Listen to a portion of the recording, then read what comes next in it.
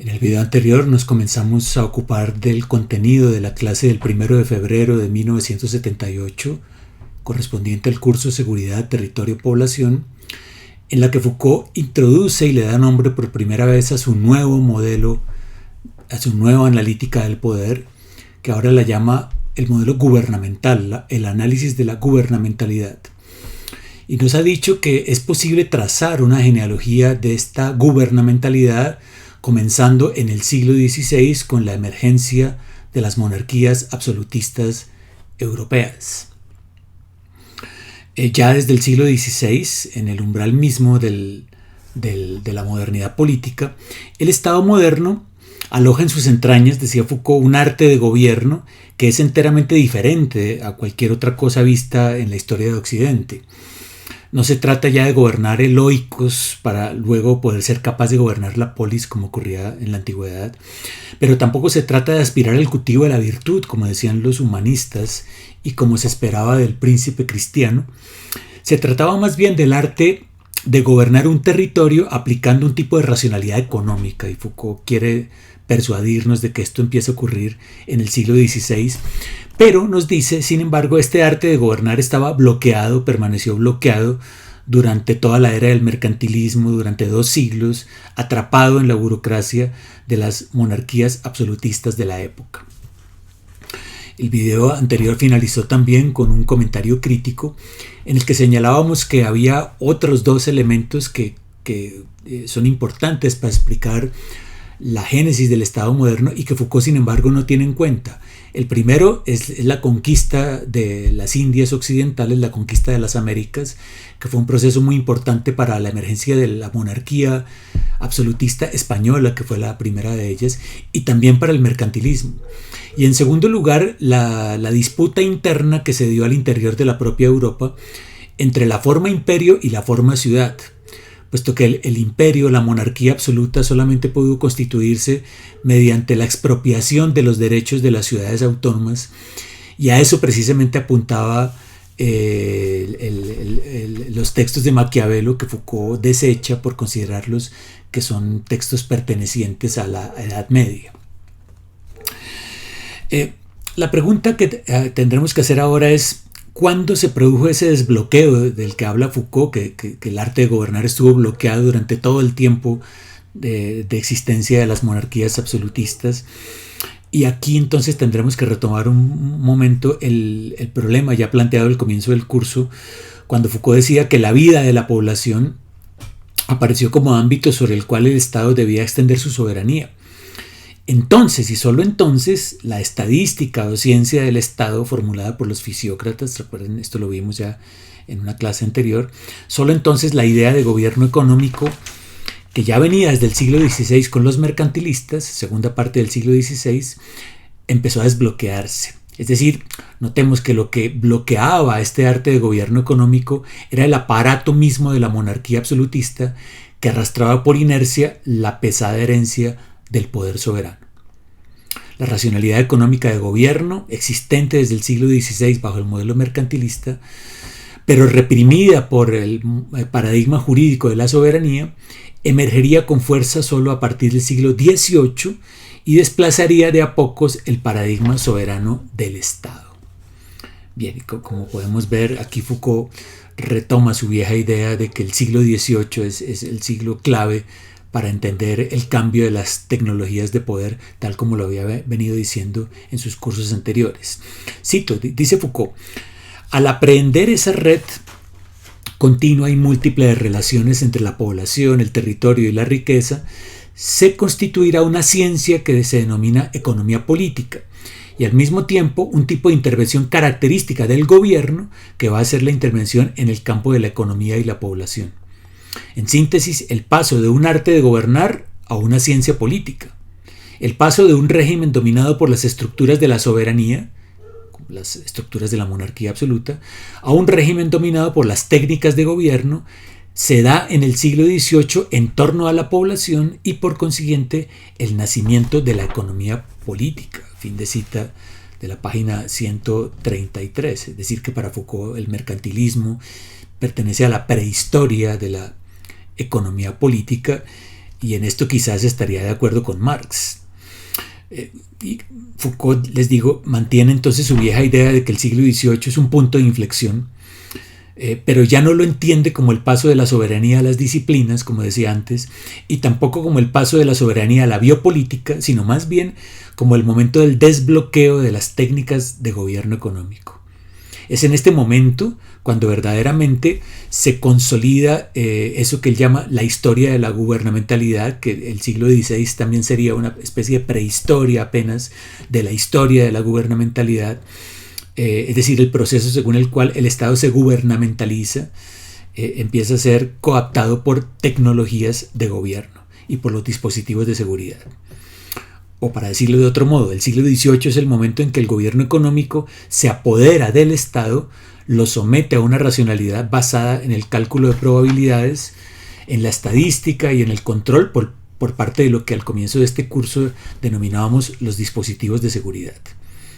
Esto desde luego supone una corrección del diagnóstico del presente que había ofrecido Foucault en años anteriores, y que ya lo decíamos, ya no vivimos en la era de las disciplinas, como decía en 1973, pero tampoco en la era del biopoder, como afirmaba en 1976, sino en la era de la gubernamentalidad o en la edad securitaria, como lo había dicho al comienzo mismo, en las primeras clases de este curso, Seguridad, Territorio, Población. Bien, retomemos entonces un poco lo que veníamos diciendo en la clase anterior. Si el príncipe ya no gobierna siguiendo el modelo de la familia, si lo que se espera de él ya no es el cultivo de la virtud para que sirva de ejemplo como buen príncipe cristiano, si ahora debe gobernar conforme a los lineamientos de una ciencia de gobierno creada por los economistas, específicamente por los fisiócratas, ¿quiere decir esto que el Estado moderno se desinteresa por completo del bienestar de la población? Es decir, que ya no existe un vínculo entre el príncipe y el principado. ¿Cómo es que se da desde el siglo XVIII la relación entre gobernantes y gobernados? Podríamos formular el asunto de otro modo.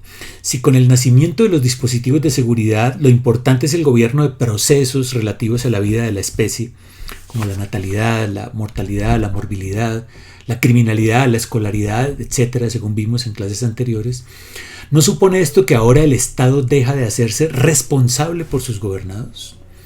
El gobierno económico que empieza a imponerse desde el siglo XVIII conlleva que el gobernante ya no deba responder jurídicamente por sus acciones frente a los gobernados.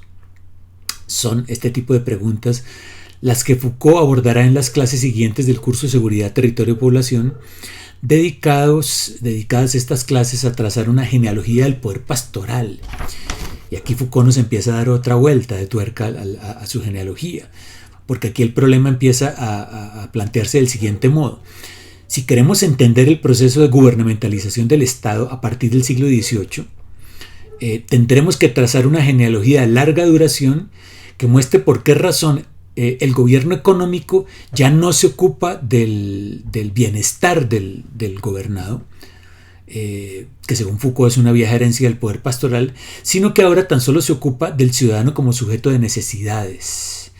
Es decir, como lo mostrará el liberalismo, la conducta a gobernar es la del sujeto ya no como sujeto de derechos, sino como sujeto de necesidades, lo cual lo veremos un poco más adelante.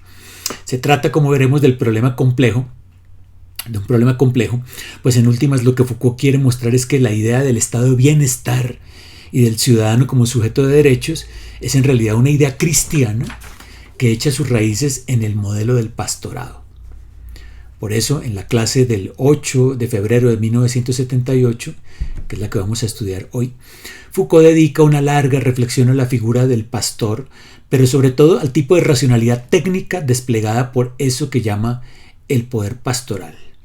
Y ya habíamos dicho también en una clase pasada como esto del pastorado, como esta herencia cristiana, no tanto de las doctrinas del cristianismo, sino de las técnicas desplegadas, por ejemplo, en los monacatos cristianos para explicar la disciplina sobre los cuerpos, o en este caso, la idea del pastor, del gobernante como pastor, pues todo esto tiene mucha importancia para trazar la genealogía de la modernidad que Foucault está tratando de presentarnos. Voy a citar de Foucault, dice: El poder pastoral no tiene otra razón de ser que hacer el bien. Lo esencial del objetivo para el poder pastoral es sin duda la salvación del rebaño. Y en este sentido podemos decir, por supuesto, que no estamos muy alejados de lo que tradicionalmente se consideró como el objetivo del soberano, es decir, la salvación de la patria. Ante todo, la salvación es esencialmente la subsistencia, la provisión de la subsistencia, el alimento asegurado, son las buenas pasturas. El pastor es quien alimenta y lo hace de mano en mano, o en todo caso quien alimenta al conducir a las buenas pasturas. Me parece que aquí vemos aparecer, esbozarse, un poder cuyo carácter es esencialmente oblativo y en cierto modo transicional, sacrificial, oblativo. El pastor está al servicio del rebaño, debe actuar de intermediario entre éste y las pasturas, el alimento, la salvación, etc. El pastor dirige todo el rebaño, pero solo puede hacerlo bien con la condición de que ni una sola de las ovejas se le escape, como decía el Evangelio. El pastor cuenta las ovejas, las cuenta en la mañana, en el momento de conducirlas a la pradera, las cuenta también en la noche para saber si están todas y se ocupa de ellas una por una. La parábola del buen pastor, recuerden. Y entonces llegamos a la famosa paradoja del pastor que adopta dos formas. Por una parte, el pastor debe tener los ojos puestos sobre todos y sobre cada uno de las ovejas, omnes et singulatim, que va a ser precisamente el gran problema de las técnicas de poder en el pastorado cristiano y de las técnicas de poder, digamos, modernas, tal como se disponen en las tecnologías de la población de las que les he hablado. Omnes et singulatim, fin de cita de las páginas 155 y 157. Y pues vale la pena comentar este pasaje con detenimiento, pues aquí vemos cómo lo que está en el trasfondo de esta reflexión de Foucault sobre el poder pastoral es el análisis de las técnicas de gobierno económico que empiezan apenas a despuntar en el siglo XVI en el seno de las monarquías absolutistas europeas, decíamos en la clase anterior, pero que apenas, pero como estaban ancladas, digamos, en el aparato burocrático de estas monarquías, pues el arte de gobierno que estaba ya in situ ahí se bloquea y tan solo se desbloqueará un poco más adelante. Y aquí me parece que está la clave del asunto. ¿Por qué se desbloquearon estas técnicas económicas de gobierno? Bien, porque lograron prevalecer sobre la otra línea, la más tradicional, que arrastraba como herencia el Estado moderno, que es la línea jurídico-pastoral. Y volvemos a la idea ya presentada antes, en su genealogía del Estado moderno, reformulada ahora según el nuevo modelo gubernamental. Foucault detecta dos líneas en tensión. Una línea soberana ligada al modelo jurídico, el modelo de la ley, pero también al modelo del pastorado cristiano. La otra línea, que surge en el siglo XVI, como vimos la clase anterior, es la del poder político sobre el territorio. Durante los siglos XVI y XVII, decíamos, prevaleció la línea jurídico-pastoral, bloqueando el despliegue de la otra línea, ya que el soberano entendía su papel bajo la norma del príncipe cristiano. Esto se mantuvo así, dice Foucault, durante 2 siglos, mientras creció el dominio de las monarquías absolutistas en Europa. El monarca debía comportarse como un pastor que gobierna su rebaño. El ejemplo claro de esto pues, es desde luego Carlos V, el emperador del Sacro Imperio Romano Germánico, Carlos I, rey de España.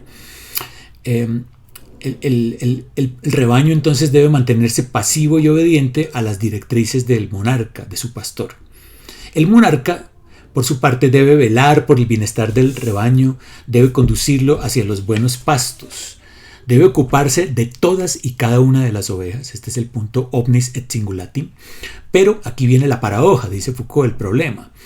Cuando la línea del gobierno económico se desbloquea, y esto ocurre, dice Foucault, cuando la población aparece como un problema para el Estado, entonces el soberano ya no puede ocuparse de todas y cada una de las ovejas.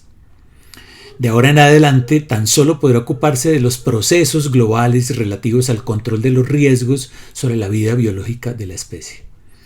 Su tarea no es ya cuidar al rebaño, a las ovejas, no es ya velar por su bienestar individual, no es ya garantizarles los buenos pastos. a partir de la segunda mitad del siglo XVIII y poco a poco hasta la segunda mitad del siglo XX, coincidiendo con la gubernamentalización del Estado, este ya deja de ser un estado de bienestar para convertirse en un estado económico. Bien, esta es la tesis de Foucault y nos ocuparemos ya en el próximo video de explorar con mayor detenimiento esta genealogía del poder pastoral, que Foucault la presenta justo en medio de sus reflexiones sobre el nacimiento del Estado moderno. Simplemente quisiera, para finalizar, puntualizar dos cosas.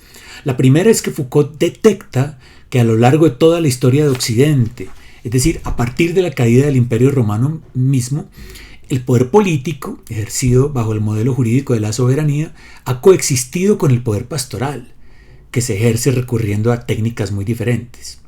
Mientras que el poder político se ocupa de asegurar la soberanía en un territorio, el poder pastoral, en cambio, se ocupa de ejercer el control sobre la conducta de los individuos. Existen, pues, históricamente dos líneas diferentes de poder, dos linajes distintos de poder cuya genealogía Foucault intenta trazar aquí.